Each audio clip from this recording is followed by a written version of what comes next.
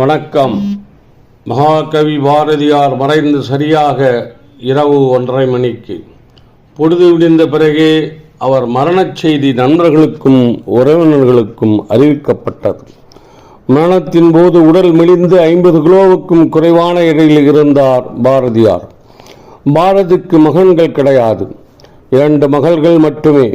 மூத்தவர் தங்கம்மாள், இளையவர் சகுந்தலா. ஆக தூரத்து உறவினரான ஹரிஹர சர்மா என்பவர்தான் பாரதி உடலுக்கு தீமூட்டினார். பாரதி மறைந்ததும் செல்லம்மாள் தன் கணவரின் படைப்புகளை தன் சகோதரர் அப்பாதுரையின் துணையுடன் சிறு சிறு நூல்களாக வெளியிடத் தொடங்கினார்.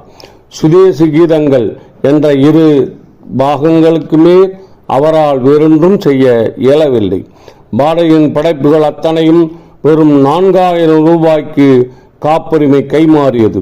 அதிலும் செல்லம்மாள் வாங்கின கடன் 2400 போக மீதம் 1500, 1600 மாதம் 200 என 8 தவணைகளாக கொடுப்பதென்று ஒப்பந்தம் செய்யப்பட்டது. பாரதியின் படைப்புகளான காப்புரிமை வாங்கியவர் விஸ்வநாத ஐயர். செல்லம்மாள் பாரதி என கையொப்பமிட்ட அந்த 50 பைசா பத்திரத்தில் பிரதிகளை சில நாட்களுக்கு முன்பு கையில் பெற்றபோது இனம் புரியாத உணர்வு எனக்குள். ஆனால் உலக சரித்திரத்திலே நடைபெறாத இலக்கிய பரிமாற்றமாக விஸ்வநாத ஐயரிடமிருந்து காப்புரிமையை வாங்கி 1949 பாரதி மறைந்து சரியாக 27 ஆண்டுகள் அவரது படைப்புகளை நாட்டுடைமையாக்கியது அரசாங்கம். கடையெழுத்து தன் கடைசி வரை வாழ்ந்தார் செல்லம்மாள். தன் பேரப்பிள்ளைகளை எப்படியாவது படிக்க வைத்து விட வேண்டும் என்று செல்லம்மாள் அளவில்லாத தாகத்தோடு இருந்தார்.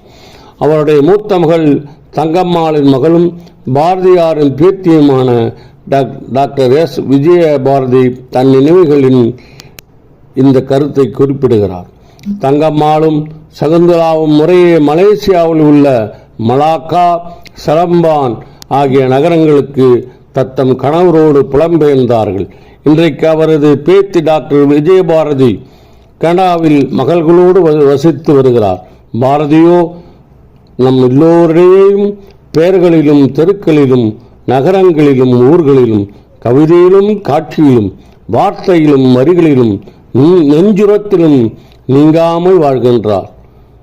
ஆம், என் கவிஞனுக்கு மரணமில்லை. வணக்கம்.